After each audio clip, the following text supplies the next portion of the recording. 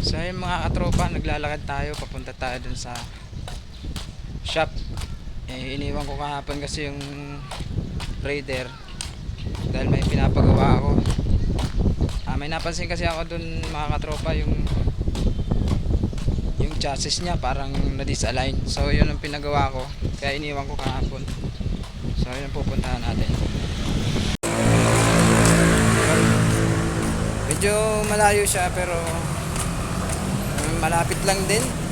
I mean, kaya naman siyang lakarin kaya nilakad ko na lang. Pero pwede ko naman sanang sakayin. Lakad na lang para ma-exercise naman din minsan-minsan. So yun, sana okay na siya.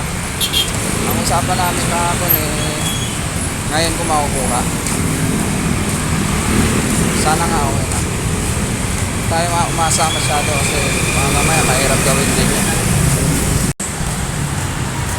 So ayan, dito na tayo San Pedro, Laguna.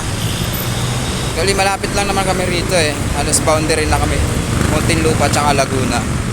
So ayan, San Pedro, yun yung manok ni San Pedro. Ayan, malapit na tayo.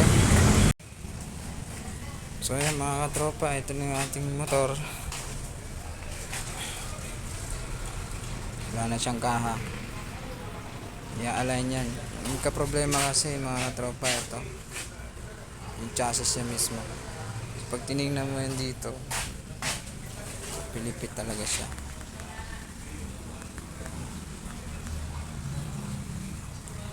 Medyo nakatagilid pa yung tinidor niya.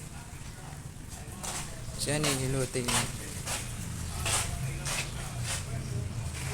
So wala, di pa pala natin makukuha ngayon. Bukas pa daw ng hapon.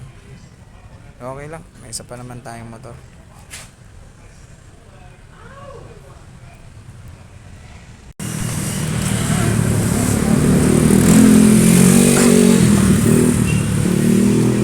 So yun, lakad tayo ulit pa uwi. Hindi pa natin nakuha yung motor natin, hindi pa nagagawa. So bukas na lang daw. Siguro pag galing ko na ng trabaho, pag galing ko na ng meeting, may duty tayo bukas ng umaga.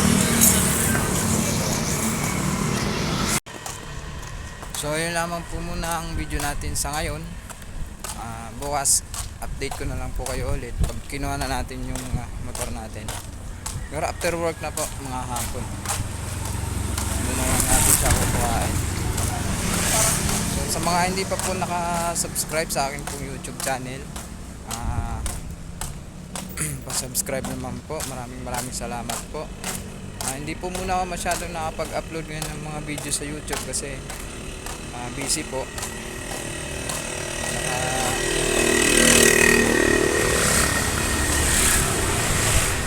Hindi pa natin masyadong nabibigyan ng oras yung YouTube channel natin. Sinisingit-singit ko lang. So konti pa lang naman ang ating subscriber, bilang na bilang pa sa daliri sa kamay. So hindi natin kailangan madaliin. So hindi lamang po, maraming salamat po sa inyong suporta.